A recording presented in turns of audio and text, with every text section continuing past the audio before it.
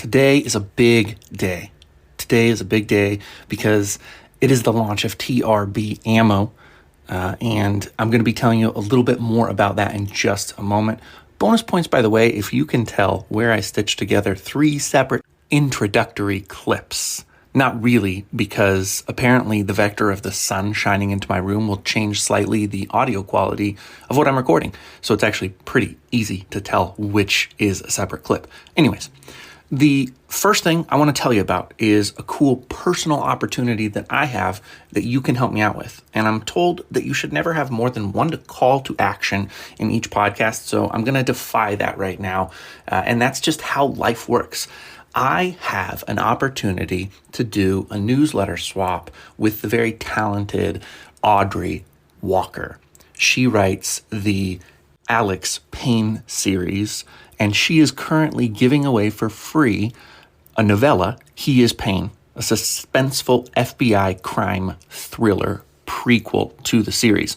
The reason this matters is because I get an opportunity to be an exclusive feature in her newsletter to her readers to have them read The 9 Lives of Marva DeLonghi. So I'm going to get in front of a lot of eyeballs, and I guess for my ego and also for future opportunities like this, I would love it if you're listening, if you would take a moment to click on the link in my show notes. No matter what podcast app you listen on, you'll be able to click on the link to grab a free copy of He is Payne, a suspenseful FBI crime thriller prequel for the Alex Payne series. You get the book for free. You sign up for Audrey Walker's mailing list. And before you think I'm tired of being on more mailing lists, one thing I'd like to put in front of you is that her audience is quite large. And it didn't become large for no reason. She is doing a great job building relationships with her readers, of writing quality fiction that they want to read. And so they gladly open and engage with and read her work. If you want to learn how to do this at a higher level, just practically speaking, being on her mailing list is like an education for you. So I'll have a summary of this bit in the show notes as well, but make sure that you grab a free copy of He is Payne. You're going to have to sign up for her mailing list to do that, and I would really love it if several of you would just jump on that, even if the only reason you do it is to help me out by showing her that I can bring her new subscribers. All right, moving on. Late in this episode, my guest Heather O'Brien, the first three-peater, if you don't count co-hosts anyways, but late in this episode, she is going to rattle off some very flattering praise of the Luke and Time mysteries, which even as a sidebar, I joked with her, I will never pass up the opportunity to publicly air praise for my books. I just have too much ego for that. Love these books. I'm proud of them. I want you to love them. As always, you can get the books in the show notes. I have links for special prices, special deals. You can't get them cheaper anywhere else but Facebook. The reason I'm saying this here is because I also want to attempt to connect with any writers who listen to this, or if you're a reader and you happen to listen to this, and just in your professional life or your personal life, you might relate with this. One of the things that Heather says in her praise is that anybody who gets through the second book is hooked for the whole series. And instead of hearing like that they're good enough that 2 books will hook them in for the next 7, what I heard was book 1's not very good, so if you didn't love it, give it a second chance with book 2. Judge for yourself if that's actually what she said. I know that she will come back and leave a comment and be like, oh my gosh, I can't believe you felt that way. So I'm telling you now, speaking directly to my guest, when you listen to this episode, don't worry about it. I don't believe that's what you meant, but that's what my self-conscious brain hears. Anytime someone gives me praise about anything, there's a huge piece of my brain, my consciousness, that is looking for the negative barb inside of the positive comment. Maybe that's the way that I was raised. Maybe that is common to all or most humans. I'm not sure, but I thought I would share it with you in reflecting on this interview. And now on to business, because what we have for you here is a straight up Jody goes back to his days in sales, when I sold sunglasses to convenience stores and work gloves and, like sun hats and all that kind of cool stuff. When I was a sales rep for Pugs or a manager for Pugs/SRP, I get full on into sales mode with my guest because this is the official first episode of TRB Ammo. And I want you to be fully guarded against buying into this product because if you're not right for the program, you should not do it. And a couple of things that you'll know immediately you're not right for the program is you don't want to spend money to advertise your books because that is the core of what Ammo does, is spends money to advertise books. Right now, most of that's happening through Facebook, but there are other pathways being built out right now. I don't have all the behind the scenes, but just having conversations, I know that other things are coming up. Facebook, however, is extremely successful. And so I'm not going to take all of the wind out of Heather's sails and out of our conversation by summarizing things that we'll get to naturally in the discussion. But understand, I'm actually using sales techniques on Heather. She probably was aware of that when I was doing it. I'm not saying I'm even a particularly great salesperson, but I do want you to understand that whereas usually I'm having just a straightforward conversation, here I am trying to confront areas where I see that a no is a strong possibility and speak to that. And I think what ends up happening is that you get an opportunity to see both sides, reasons why Ammo might not be right for you, reasons why you might want to explore it more. And so I'm really excited to use this episode as a tool for discovery so you can see whether you want to do the program or not. We're going to be doing a lot of episodes similar to this, few that will be strongly sales oriented. But listen, a lot of my guests going forward are going to be current or former Ammo clients. And when I say former, they are still using the same tools. They just might not be actively involved in the calls or the community because they figured out their pipeline and they've moved on to writing more books or developing their in-person sales strategies, things like that. But this program has been tremendously successful as, of course, I will have links to look into Ammo for yourself to see more in the show notes. And on my Substack, I'm going to be mailing this out. Have a look at it. See if it's right for you. As always, you can reach out to me if you have questions. You can reach out to Steve, who created the Ammo program. I'm not going to offer that you can reach out to Heather, but she probably wouldn't mind talking to you about her experience. This is an investment, but like any business, it's an investment that if you're serious about having a career, having readers, building up a long-term future for your writing, this is a great path. It's the best one I've personally found. It's the reason I'm involved with it. So enjoy my conversation and my sales pitch to and with Heather O'Brien. If you've ever watched an author read in public and felt bored, TRBM is the antidote. That reminds me of the battle between me and myself. That's the only one there really is. TRBM is for writers what time-lapse was for painters. Guitar solos and spotlight were for bands. What chainsaws and ice blocks were for sculptors.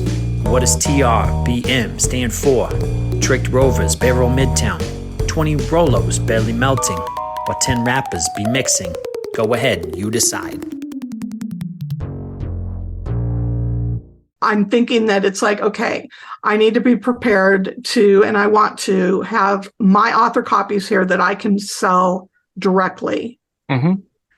And I want to make good ads on, for example, for Facebook. And beyond that, I don't know anything about Ammo. So Go ahead and give me your pitch. Yeah, you bet. So the reason that I really like Ammo is because, yes, you are paying for a program, and what it enables you to do is it teaches you how to go inside of Facebook, how to create the ads in a very specific way. It teaches you how to create the pixel that you need inside of Facebook, which is just a little piece of numbers or a string of numbers that allows other places to know or to report to Facebook, okay, a copy was sold here. So you use all of that to design your ad. And then you sign up for a program called Unbounce, which is one of the tools you use. And in Unbounce, you create your sales page. So when you click on my ad and you go to my sales page, that's hosted through Unbounce. Unbounce is going to take all of the information off of my visitors and it's going to enable me to see who converts better. So I can do A/B testing, and I can design that page to evolve it so that when people first come onto the web page and they immediately jump off, it's causing an issue, whether they were expecting something else or when they got there, they thought this doesn't look like the kind of thing I'd be into. So you are able to rapidly evolve the landing page that people go to off of the Facebook ad. And then once they click, they're going to go to your Shopify page. So your store is going to be hosted off of Shopify. And this is traditionally how Ammo is done. Your situation is different. So we would have a kind of a conversation about what you might be able to do that would still work for you as a traditionally published author. And then behind the scenes, you have a program called Mouseflow. Mouseflow, it feels like the Wild West. It's really changed the way that I viewed a lot of things because I'm actually able to see people visiting my web page, my Unbounce page, and I get to see how they scroll. And that teaches me sometimes things like, oh, people are stopping at the $15 price point and then they're clicking off. And then I know they scrolled really well. They saw $15 and that's something signaled to them like too expensive or in some cases too cheap. If I had a $5 price point, they stopped there. They're like, these books must be no good if they're selling 4 for $5. Right. So it helps you to see customer behavior and evolve your page further. All of those things, if you were to try to sign up for them on your own, figure out how to integrate them, figure out how to get them working together, talking together, doing what they need to do, understanding how to use a pixel, how to install that pixel code on Unbounce, on Mouseflow, on Shopify. I personally would be overwhelmed and I would do it wrong. I'm not that talented. So having this program where you can watch through the videos and learn how to get all of those tools talking to each other was worth the money for me. And the money that I paid, it's subject to change, but I'm paying about $100 a month for 1 year. And then I don't pay for the Ammo program anymore. If I want to be part of the calls or anything like that, then I do. But it's a one-time fee for lifetime access to the program itself. And then you're part of the group as well. So it's not an ongoing forever $97 a month. It's a until you've paid the cost of the program. Whereas, and I've talked about this before, I'm not going to mention the name of the program, but I joined a program that was a lump sum right up front, $7,000 fee to be part of that program and got nothing out of it. So there's just a huge difference. So you're saying that there's like an upfront cost and then it's only $100 a month? No upfront cost with Ammo. You're going to pay that $97 a month. And some people are different than me, but I actually, if I can pay less to start with, I prefer that and then pay monthly installments. I kind of like that because it helps me with cash flow. Right. But yeah, you're going to pay, I think, ultimately about $1,200 for the program any way you want to. But it's not $1,200 a month. No. Oh my gosh, I totally misunderstood you. It's $100 a month? For the Ammo program. So now you do have to talk about the other elements that come along with it. So the lion's share of what you're going to pay is the ad dollars on Facebook. The thing that makes the whole program run is the actual cost of the ads. So I'm spending $36 a day right now on ads on Facebook. That adds up quick. That's $1,000 in ads a month. Right. That's where that big number comes from. You are going to pay $120 or so for Unbounce. You're going to pay $30 a month if you want unlimited, well, for our purposes, unlimited Mouseflow videos. And you're going to pay $30 a month for Shopify. So total cost of the program, not concerning the ads themselves, would be about $300 a month. So if that makes sense where that figure is coming from, it is expensive, but the ads are where the expense is. And you have to run the ads whether you have Ammo or not if you want to advertise. Right. So I like paying that money to Ammo to figure out, okay, I know exactly how these tools are working. Do I wish that I didn't have to have like something like Mouseflow or that there was a cheaper way to host my store? I do, but I'm pretty convinced that those tools talking to each other has helped me to get to a place where I'm profitable right now. So do you remain, okay, so if Ammo gives you like, this template or this way to do it, do you keep in perpetuity? Do you keep paying for ammo, or is it No. just a thing? So the ongoing costs are just like the Shopify store, Unbounce, etc., and the ads. That's right. Yep. Okay.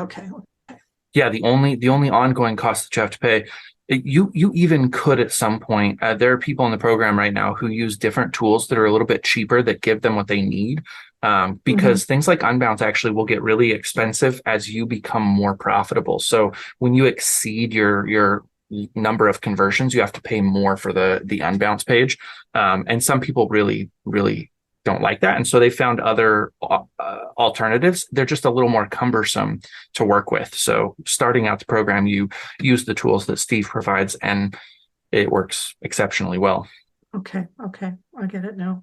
Well, that's awfully good information, because I think that one of the things that we do wrong is we don't have strategies, right? I mean, just in general, and it's tough to do a leap of faith when you're talking about that kind of money. Yes. But I mean, at the same time, I mean, we pay for our editing, and we pay for our covers, and we do the things that we need to do to get to have a presentation. But if it doesn't go anywhere, I think that, I don't know, there seems to be. So do you feel like you've gotten more review? And I know I keep going back to reviews, but here's the reality. You could have 1 million people read your book, and that's great and good income for you. But how are you going to get new readers when nobody will leave reviews? And it's a challenge. It makes no sense to me whatsoever. And I saw that, like Rich, when I went in this morning and bought his book, and I was like, how is it that he got his Goodreads to transfer over to Amazon? Because if you look at his book, and it talks about let me pull it up really quick. It talks about how he has so many reviews on Goodreads. And I was like, well, my goodness, how did that work out? Right. So Dead Peace Club has 4.7 rating out of 16 ratings, but he has a 4.7 on Goodreads with 27 ratings. It's like, well, where did that come from? And I mean, I don't mean to divert away from ammo, but it's like, no, you got to talk about these things. Well, we have to, because without the ratings, it's like at some point in time, it's like sales are great. And I know that I don't sound like I value sales, and I do, of course, value sales, but I want the long-term, I want readers, right? Yes, I want of course. readers that are with me forever, I think that, honestly, I mean, I understand that I write big books. Yeah. I like big books, and I cannot lie. But the reality is, it's like, look, and I know that you've read it, so you know what I'm talking about. Look, there's a reason that they're that big, and they couldn't be smaller without taking away from the story. And you don't have to worry about that. Your book is, like you said earlier in the conversation, your book is exactly as big as it needs to be, and your readers are not going to be bothered by that. I mean, it's not an episode of TRBM if I don't mention Stephen King, but I mean, there's the guy who writes big books. So, well, but Stephen King is, traditionally published, and I'm I have an indie publisher. So, it's like, I want the readers. And I honestly believe that anybody who read all the way through to book, like at the end of book 3, they're not going anywhere. They're going to stick with me. I know it. I think that's a good place to actually, and I'm doing this very, very strategically for a reason, but let's steer back to talking about what happens with ammo, because something really important is going on that enables your readers to get to book 3. If you sell a copy right now of your book in the current situation you're in, who gets the email address? The distributor. And if it sells directly through the current store that it's on, who gets that email address? The store. And who's likely to share that email address with you of the distributor or the store? Neither. Yeah. So you don't get your information for your readers. Every single book that I sell right now off of Shopify through my ad, I have that person's email address. So I've already sent out emails to people who have bought my books and said, hey, I imagine you're enjoying this series. There's more books to come, so hold tight. And if you're interested, I want to give you a special deal. I will sell you my 2 audiobooks for just $2 if you pre-order them right now. That's $2 extra, and you get an award-winning XE Sands to read the book to you, so you can listen to it while you're walking your dog or whatever it be. And I've gotten sales. I've gotten a good number of sales for the size of my current email list off of those readers. And now they have 2 different formats of the book, and they paid very small amount for it, but the cost of sending that email out and the amount of time it took me to do it was so small. And I get to email them again when book 5 comes out and book 6 comes out and more audiobooks. And I get to let them know about different things that are going on. That's how I have longevity. And so I told you to remind me to tell you about a certain writer that I know. I reached out to this author on Twitter, and I sent them a DM. And the author responded back that they would be interested in being on my podcast, but that things were kind of busy. So reach back out after a while. So I did that. About a month later, and got kind of the cold shoulder again, not even the cold shoulder, but just pushed off again, like reach out later. Here's my email address. So I reached out once via email, didn't hear anything back, thought it was a dead lead. A couple months later, I was on a good amount of kratom. So I was kind of feeling like a high and a little bit less inhibitions. And I was like, I'm just going to email the person again. So I emailed and said, hey, I know I didn't hear from you last time, so I will not bug you again if you're not interested in being on my show. But I admire your work so much. I couldn't imagine not having on my podcast if there was an opportunity. And I got an email back that said, call me with a phone number. Nice. And I was like as in now? And the author was like, yes, right now. So I called. And the author went on to tell me that despite having won a Pulitzer Prize for fiction, they are without an agent, they are without a publisher, and they don't feel like it's the ideal time to have a conversation on podcast because there's a lot of fluctuation. Now, wow. The immediate thing I thought, one was, it was one of the most amazing surreal moments to talk to that person. I had no business talking to them, and to just get like a personal phone number was mind bending. But what it really drove home for me was even someone who has all the critical reviews, all the Kirkus, all the Publishers Weekly, all the New York Times, all the stuff, a freaking Pulitzer Prize is without a publisher because of the situation that we're in right now. That person, I guarantee you, has thousands of readers who are very eager to read the next book and can't because there are people standing between them and their audience. And that is where I think that we need to be extremely diligent, to be great writers, to be responsible, to be ethical, and not put crap out there just to make money, but to really, but you're doing this. You've got your books ready to go. They're beautiful books. There really is a huge audience for your books. And so I think response to you is get your readership first, and the reviews will come. And now you have a captive audience because you've got their email addresses, and you're never going to be without a publisher again because you have all those email addresses. Right. Well, I mean, it does make a lot of sense. It really does. And it's one of those things that, but let me ask you this, with the AMO program, they're putting all their eggs in the Facebook basket. Is that correct? Yes and no. Right now, yes, you are using Facebook to advertise. Steve is working on a program on TikTok right now that he's having a ton of success with. He's building out something on YouTube that is going to be successful. You do need social media to start this, to get those email addresses, to build your connections. But I missed out on an opportunity because of family situations that were going on over the winter to go down to a book con, or I guess a Comic-Con in the Cincinnati area with one of the husband-wife couples that are part of the AMO program. Lydia is her name. And they sell direct through cons, but they also sell through the AMO program. And they are the leading paperback sellers in AMO because of the different things that they do. So they're very, very involved in traveling to different cons and selling. They do sci-fi and stuff, so you'd have to find different ones that worked for you, but there are book festivals all over the place. Well, not to mention the one that we're putting together. Exactly. Hashtag writers. So that's going to be Yes. a really big deal. And being able to sell direct and understanding how that process works and getting into the sense of like, here's my flow of inventory. Here's how many copies I need on hand. Or maybe you're the kind of person who does want a third party involved in distributing your books. So you're still selling direct, but you get a little less profit by letting somebody else do the printing and shipping and all of that kind of stuff.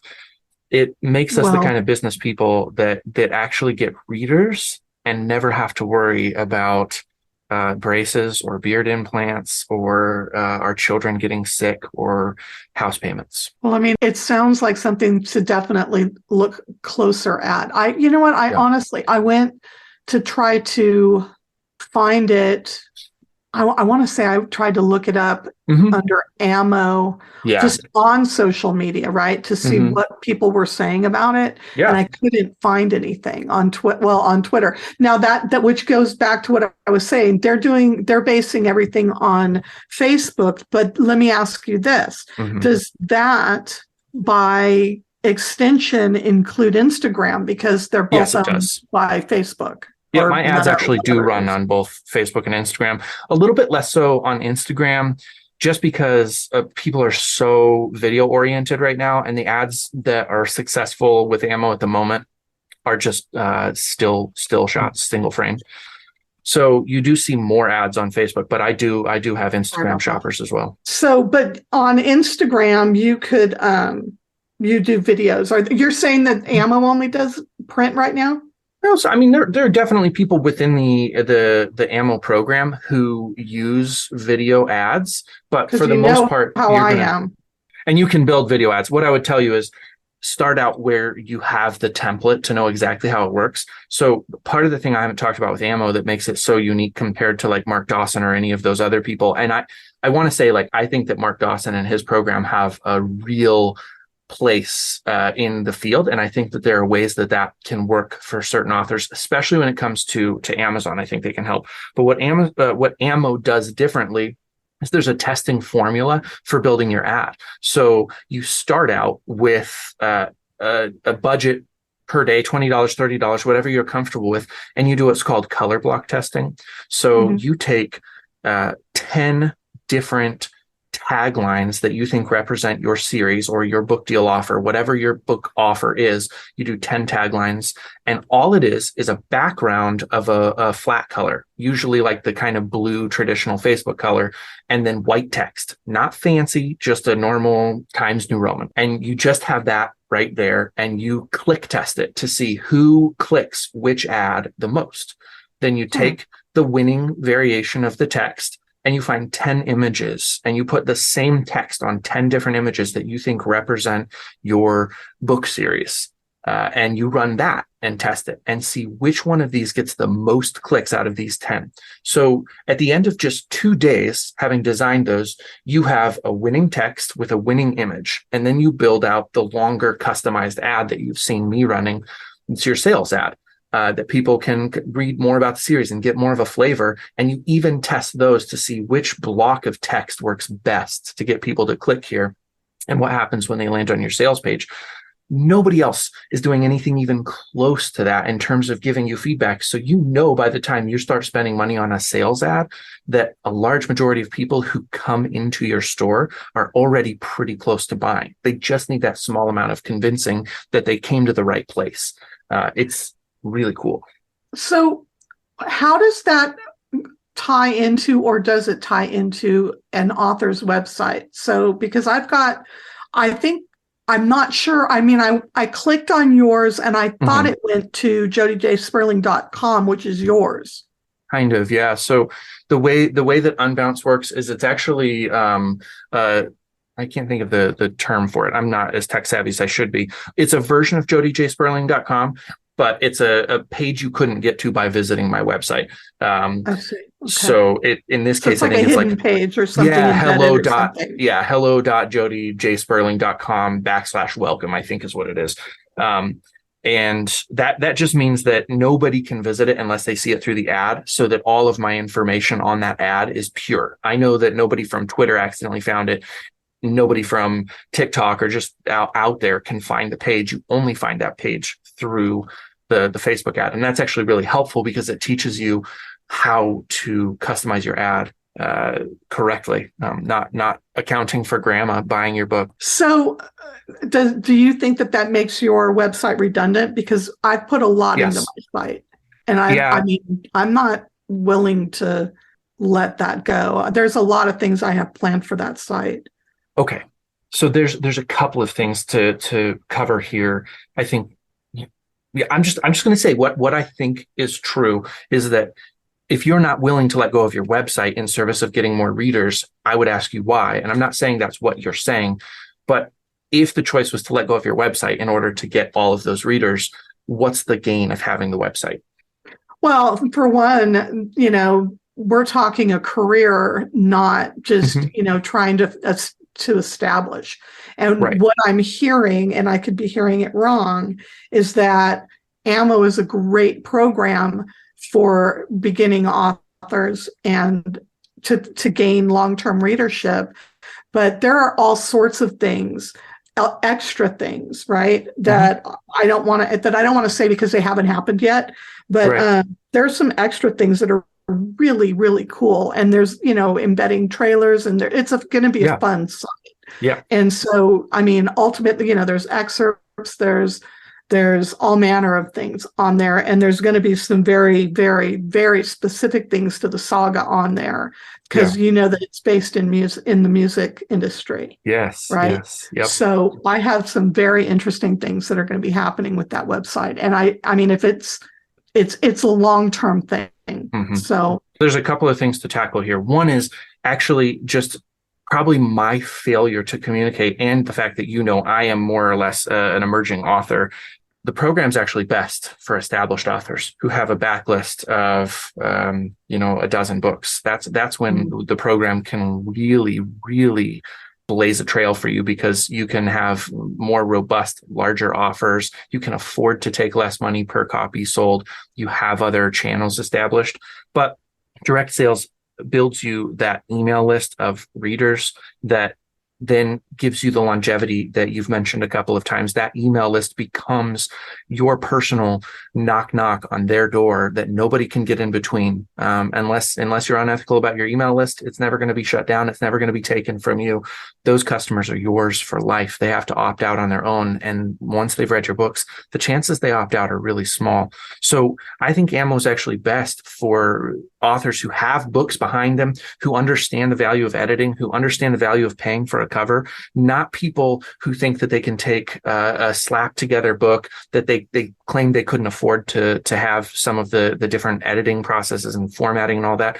It's really about a professional approach. The second thing is I only wanted to ask the question about your website in terms of what in your life is there preventing you from doing something that could change everything. I spent, this story, so I'm not going to tell it, and my listeners know this story as well. I spent a whole year building Create Collaborate that then turned into the Reluctant Book Marketer that then turned into TRBM. And I didn't know what to do as an author. So my thought process was I'll make such a big brand for myself that the traditional publishers will be stupid not to publish my book because I have so much brand. But what was exhausting is I never had time to write fiction. I never had time to read the books that I liked because I was putting so much energy into the podcast and everything that went into that. And I got to this point where my life was being sucked out of me. And it was nice to be able to step back and say fiction first, writing first. And if I write these books and I'm smart about how I get them out there, people will buy them. And I'm not going to be rich tomorrow, but I'm going to be wealthy in readers pretty quickly. And it's going to just expand every single week and month and year. So for me, that's kind of the excitement. And what I realized along the way was actually this podcast is a really important part of my life. I look forward to the time when I don't have to edit it myself, when I can just do the interviews and pass everything off and people will do, cut up little video clips and audio clips and post all of that for me. But I'm so happy doing these interviews. It's filled a part of my social need and my life need and my ability to serve that I didn't even know I needed.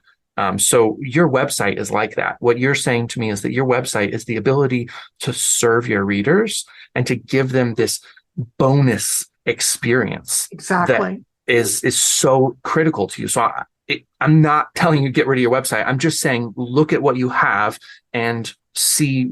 Well, I don't have to spend a lot of time on it because I have someone to do that. Yeah. So there's that. And, those bonus things, it's because of the saga itself. I mean, it's not because I have a backlog of myriad different, titles with myriad different genres. It has to do with the brand it's almost like the saga has its own brand. Yeah. If that makes any sense Absolutely. at all. And so, and I've always, as a matter of fact, I recently had to redo the website because I had traditionally had a website that was for the saga and it wasn't an author website. And as I move forward and I've got like just 3 books left to do that. But then I have, all these other ones that are very specifically planned that I realize that I need something better than a saga website. But I mean, right now it kind of acts that way, but it's, booksbyheather.com is going to, encompass everything. But right now the saga really is the sole focus there. One thing to wrap around too, I hear everything you're saying. I don't see the website as redundant. I think that it's really important. The landing page or the sales page is a separate piece of it. It's kind of like the about the author thing. When you think about it, it just exists to introduce people to your world. And then inside of your books and other places, your website still lives and does things. The best example or analogy I can make to that is my Substack is in no way really connected to even my website. So www.jodijsperling.com is, you can find a link to it off of my Substack, but my Substack is really my primary outfacing website into the world. Like everything that you want to know about me, you can find there. But my website is a shop essentially. And then the one sales page is a piece of the shop.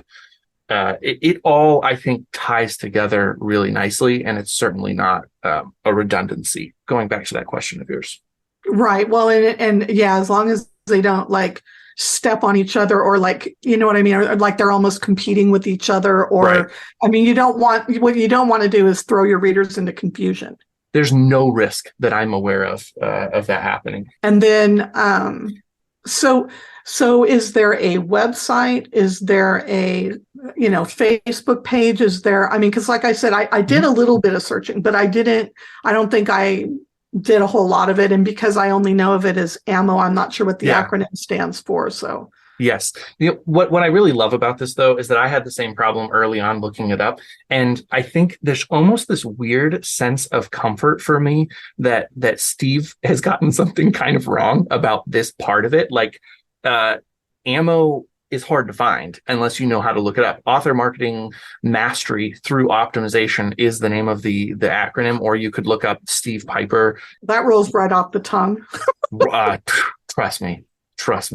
He has a military background, so I think that he likes the idea of ammo because it reminds him of his days in the Air Force, is my guess. I've never actually asked him that specific question, but it doesn't roll off the tongue. But the program itself is so damn effective versus a lot of other stuff that I have done. And it's just like, they are great at getting you in the door. Some of these other programs are really good at appealing to your needs, your wants, and making you emotional and feeling like a piece of shit, and then just like milking that for all it's worth until you sign up and pay this money and you get in the door. And basically all they say to you is like, keep working hard and come here for inspiration. And you're like, really? Right. I just paid you thousands of dollars for you to like try to razz me up.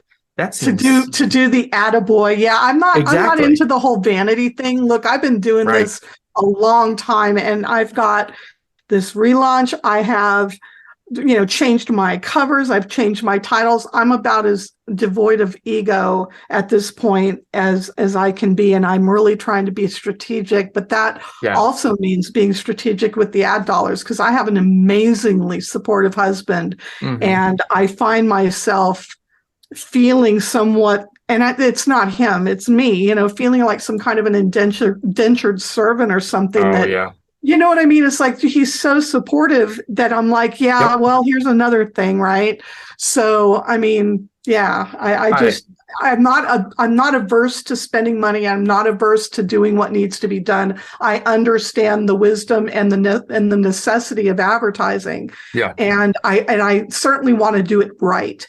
So, I mean, you want to tick all those boxes, but at the same time, it's really just a matter of what is reality. So let's talk about converting expense to investment, right? So when it becomes an investment, and when you can start, when that $300 a month output starts becoming 200 because of profit, and then becomes 100 because, you know what I mean? When it stops being an expense and starts being an investment. Yeah, for me, it's been a little bit slower. So I think you listened to my recent episode. It was unconventional in that, and this actually is another thing worth mentioning here too. L.A. Dobbs is one of the best-selling authors on all of Amazon. She runs ads through Amazon for one of her series, and she also runs ammo ads. I was calculating the amount that she was spending in order to sell all these books and what was left over, and it's absurd. She's spending more money in a day than people are making in a year in some cases. It's wild what she's spending, but she's profiting very lucratively as well. Right, because it's exponential, right? It's exponential. But what she said is that with the ammo program, and these are not typical results, I'm giving you kind of a spectrum here. She was profitable on her first ammo funnel in 2 weeks. Wow. So, right. Yeah. She was an established author. In some ways, I think she's not too far off from you. She had 2 series, I think, when she started, but your saga is perfectly set up. All you have to do is figure out what your authors are, who you're targeting, and then building those click tests and running through those click tests. And I think you'll see that pretty quickly things will go well for you. It took me longer for a couple of reasons. And so I'm the other side of the spectrum. I am currently profitable.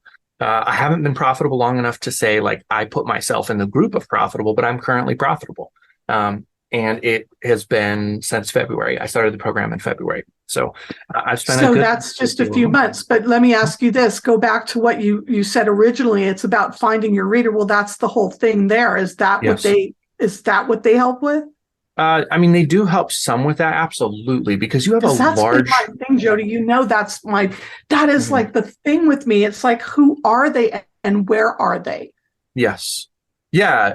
And some of that question actually ends up being answered by, who do you enjoy reading? Whoever it is that you enjoy reading, if they're big enough that they have statistics on Facebook, run with that, and you can kind of refine your audience through the exact testing process that we were talking about. I've done that a ton.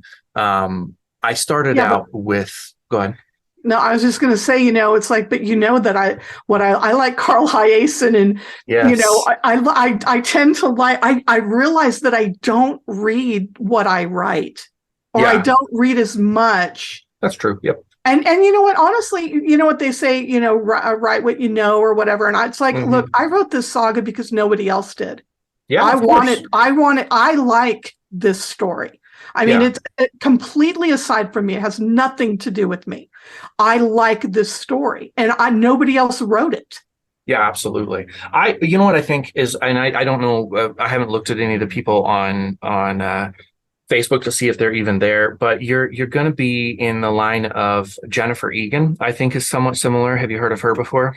The Visit from the Goon Squad? Yes, the Goon Squad. Yep. So you're going to be somewhere like Jennifer Egan. If she has enough of a following, you could select for her readers. I talked to you about Roddy Doyle.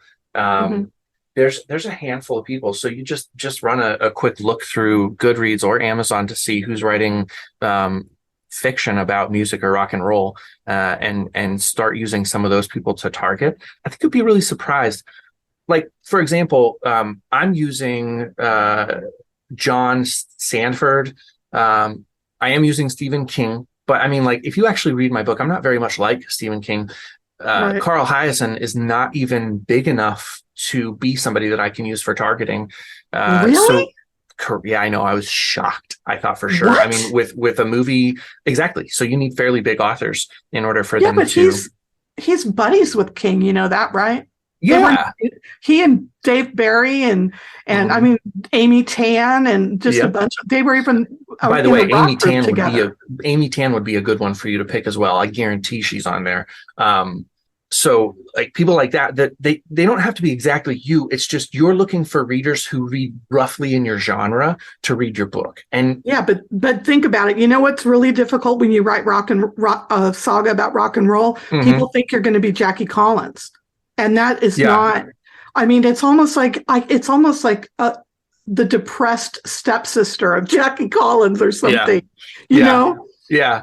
I agree with you that probably will happen. What you're going to find, though, is that your readers they don't know you've targeted them for that. And so they're just going to be prone to click on the link because it looks like something they'd be interested in. So they don't come in with the same kind of preconceived notions that you have about yourself. And it works really well. In that way, I have to just say, like, trust the process, find the authors, and if it doesn't work, start to refine it based on the testing process. I will tell you real quick, this is important for anybody listening to know, but for you too, I got just pooed all over the other day. I had a guy, and this is a period of time where I was really struggling. I wasn't making sales. I couldn't figure out what was wrong. I was feeling desperate to just see some success. And then I had 5 sales really quickly in the beginning of a day. And it was like the biggest day I'd had by far really quickly. And I was like, oh my gosh, something broke. The dam is open. The first guy who bought my book, by the end of the day, he said, hey, how do I go about getting my refund? I read the first 3 parts of this book and I don't like it. It was crushing. The first person I had to refund my books to, I was like, oh man, it's something about those negative reviews that are really hurt. And so I asked, what is it you don't like about the books, if you don't mind? I said, you're refunded. Would you mind telling me what didn't work for you? And he was pissed off about the way that Luke dies the first time. And he was pissed off. Yeah, he was pissed off at Lyle. He's like, that guy's eating all the time. And that gimmick just really got old really fast. Well, you know what though? You know what's funny about, and with all love and all respect to readers. Yeah. You know, there's a certain, and I don't know if it's just this day and age and this culture or what it is, but it's like when you read a book, there's a suspension of disbelief that you have. And certainly, I mean, come on. Yeah. Anybody, I mean, it's like your books, it's like, look, the first time that Luke died, right? Mm-hmm. I mean, I don't think at this point that's a spoiler, but yeah. I think it's advertised on the page. So yeah. Yeah. And it's like, okay, so here's the thing. The first time that Luke died, I remember going, whoa, what just happened? Which is silly because I mean, 9 lives, you know, sort of implies that someone's going to die. Yeah. So, I mean, it's like, but it took me, I will tell you, I had to like reset just who I was, right? Because I literally had to go, okay, you need to take this book on its terms, right? And I think that's true with everything. Like, it's sort of like that. Similarly, it's like the 2-star review that I got on Goodreads because of a pregnancy trope. And I'm thinking, first of all, I just read an article, and I don't remember if it was in Reader's Digest or I don't know where it was, but the difference between a trope and something that's not a trope, and technically pregnancy is not a trope. Right. It just isn't. Right. And so I just found it interesting that someone would give a 2-star review on a did not finish because a character was surprised by a pregnancy. Right. Yep. I was like, I mean, and you know what? And again, all respect and all love to the readers. Let's be honest. She just wasn't my reader. And I would say to you the same thing. That guy was not your reader. I agree with you. And I think where I did settle, it did mess with me that whole day. Yeah. I think even into, the next day. But what I came out with is I remembered something that someone had said to me. In fact, I've talked to you about this guy too, and I really like him, though I don't love everything about him. Grant Cardone. I've read all his books many times. Like, in fact, I've read Be Obsessed or Be Average. I've read that book more than a dozen times. I read it back to back once. And the reason I'm mentioning him is because he says, you're doing something right when you have haters.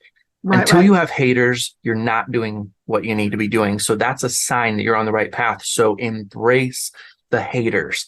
And I had to actually go back to him and think about him again. So thank you, Grant. I wish you'd listen to my podcast. But thank you for reminding me that having haters is important, and that it's not a sign that you're doing something wrong, but a sign that you're doing it right and that people are noticing. Right. Well, and you know what? I don't know. I think that in the Luke and Time series, that I think that book one is like a level set, because you do have to take it on its own terms. Yeah. But if you embrace that and you can go with that, because it is obviously, I mean, you've got that magic element in there. You've got all this stuff. I'm not going to give you spoilers, but the thing about it is when you take it on its own term and you can have fun with it. And then, I'm telling you, anybody who does that, and I know that I don't know how this turned into a plug, but it is anybody who can embrace book one and read it on its own terms. This, I promise you, as somebody who has had a sneak peek at book two, if you take book one on its own and you embrace it for exactly what it is, which is entertaining, you are going to be, as of book two, you're in, because there is so much additional character development in book two, that because of the action and because of the nature of what it is, right? 9 lives. So it's you have all the things that had to happen, right? And then in book two, it's almost like there's still that great underlying plot in Susie Q, but you also get to dive a little deeper into the character, which is great, because it really just it sneaks up on you, Jody, because all of a sudden you're like in, right? You're like, I need to be part of Luke's world. You want to take care of her, and you want to strangle her, and you want to and you want to cry with her. I'm telling you, I had told you that, like, that some of that stuff was like really made me emotional. And I think that part of, I mean, I think, and isn't that the nature of a series or a saga? I mean, you don't take a book that's part of a series and judge it. I mean, I don't, right? On just one book. I mean, you'll know if you like the writer's style, or, if you like anything about the characters, but I mean, let's, I don't know. I think that readers are unlike any other consumer of art. So sorry, I didn't mean to go off on that tangent. No, not at all.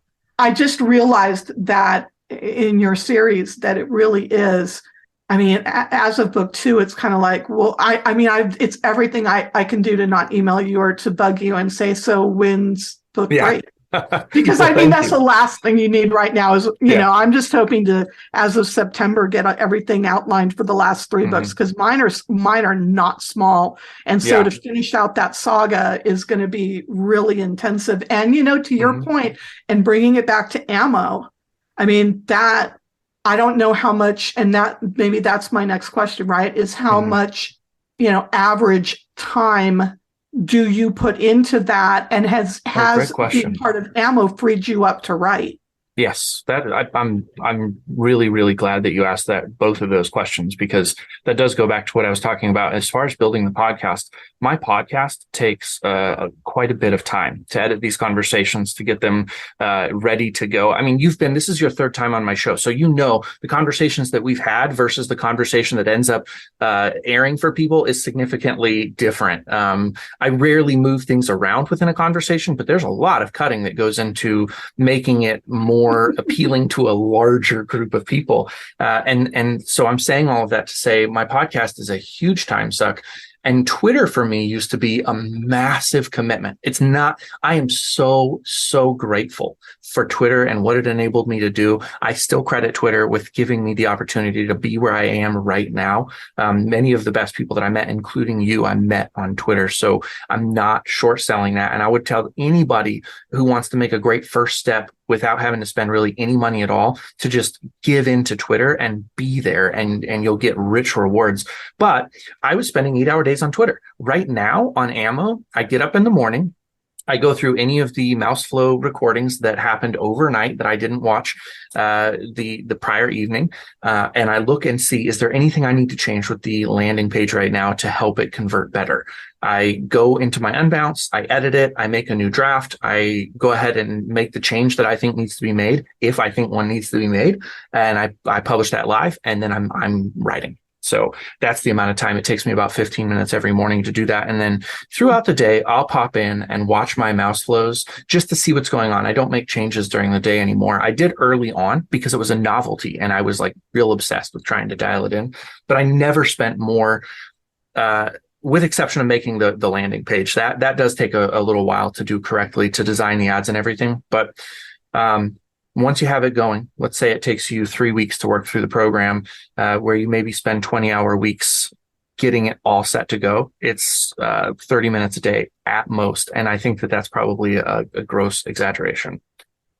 So do you have to create that website, and do you have to know web, things? Because I have someone do that for me. Yeah. So if someone does it for you, that person can do this for you. You just give them your login information. For me, what ended up happening is that Steve has a template that comes with it. So the first time you log in, you have access to the template that he used when he started the program. And I would say the lion's share of everybody in this program adapts his template to their particular genre and style. So you can actually see the flow of almost all of these pages and be like, that's Steve's page. It's just the colors are changed, the graphics are changed, the titles and words are changed. That's all. The spacing is all there. But is it a template that you can sorry, go ahead. No, well, yeah. So I think your question is going to be, is it that you can just plug and play? And the answer is yes. However, the longer answer to your question is I did end up redesigning, but it's very intuitive, the way that I did it. I redesigned it because I have this visual determination to want to really love the page I'm looking at. And that actually got in my way. I was not profitable for a long time because my visual aesthetic seems to not be particularly friendly to some people. And so yeah, I would say like the easiest way to go about it is to keep it as simple as possible and just use his template and build it into your own, and it will work best for you. Okay. Well, Hank Wilson, shout out to him. He's my web guy. Awesome. And he's on Twitter, and he's been amazing converting. It hasn't been easy converting one site onto another. But yeah. But that's one of the reasons I'm asking, because I mean, there are very few things that I can do on my own website. Mm-hmm. And the last time I tried to do something major, which is how I basically met Hank, was because I'd literally locked myself out of everything, and it would nothing pointed right. I mean, it was ruined. It was ruined, and I couldn't even get into it. And he somehow fixed that. So nice. I just want to make sure that is this a PG show? No. None of my shows. I just don't want to step on my own dick when I go in and try to do another website. Yeah. You know what? There will be an element where you'll need to try to get familiar. I would be remiss not to say that you'll need to understand how to make some of those changes. But again, that's one of the beauties of the ammo program, is that the videos that you get literally walk you through the buttons to push. And you get a free month of calls. I haven't talked much about the calls, but you get a free month of the calls that you can attend. There are 3 of them a week. So if something happens that's broken, you have the Facebook group that you can say, hey, my website is locked out. What do I do? Somebody will answer you. Then there are 3 calls a week where you can jump on the call and be like, hey, I'm having trouble getting X to do Y. And somebody will be able to walk you through that. Oh, your pixel's not reporting correctly. Here's what you do. I was shocked the first time I got on the call, because Steve, and I maybe I've told this story somewhere. I think I have told this story, but since this is all about ammo, Steve knows Facebook better than Facebook employees know Facebook. So I had gotten part of the program. When I started advertising, Facebook was like, hey, do you want to have a one-on-one consult with our marketing department? And I said, that'd be awesome. I mean, it's free. I get to get on a conversation with somebody who works for Facebook and is a pro. And I started telling them how I was doing my ad testing. And they're like, oh, you can't do that. And I said, no, I am doing that. And they're like, no, that's not possible. So I walked them through what I was doing. And the guy's like, oh, I didn't realize that was a possibility. It was. Yeah, I guess this wouldn't be a good place to start ragging on social media sites. But yeah, that doesn't surprise me a whole lot. But I guess the only thing that would surprise me about that is that after telling them that they still allow you to do it. Right. Yeah, exactly. It's really funny that you mentioned that, because I actually did have that in the back of my mind. I was like, I was a little bit scared when I told them that that was possible, that they were going to like change it or something. But, Right. yeah. So Right. it is a really good program, and people know you well enough now from being on my show. People know me well enough. I gave you the hard sell just because anybody listening gets an opportunity to hear questions. You gave a lot of really great questions. I think that you have a good sense of what the program is. And I think if you're listening right now and you're the kind of person who's not ready to put the financial investment into ammo, or maybe it's just not the right time, my gosh, if you're determined to be successful and you refuse to quit, you're going to get where you're going. Well, I think that I'm wondering if, because I'm, releasing these, or my publisher's releasing these in such rapid succession, but mostly because it's a relaunch, except for book 4, right? So I'm wondering about the timing of it as well, because with such a financial investment, I want to make sure that timing is correct too. Mm-hmm. And I wonder might be better overcome with bulk. You know what I mean? It's like having the 4 books out, having the backlog.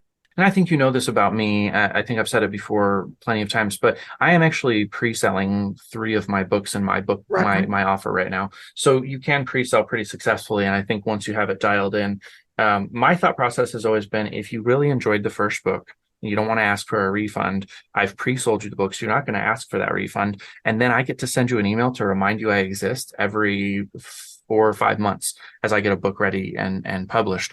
And so it's almost as if you get the best of all worlds when you pre-sell some books, because you have an excuse to email somebody and be like, hey, here's your next book. It's in your inbox. I hope you love it. And just that relationship you build through that process, I think, is kind of cool. So yes, bulk is great. And I think that pre-selling, if you know where you're going and you have the kind of commitment to get those books written, which your book saga is going to be fully written, you're not ever going to fail to write the 7 books. Correct. Now, but that gets me back to what you're doing though, right? Mm-hmm. So like, let's take your book 2. Yep. I don't know if it was that you gave yourself the deadline, or because of your affiliation with XE Sands that you had to have, a deadline. I'm just concerned about, it's like, I'm going to pre-sell you this and I'm not sure when the book's going to be written, not because I'm being lazy and not writing it, but because of the enormity of it. Yes. Yeah. I mean, absolutely.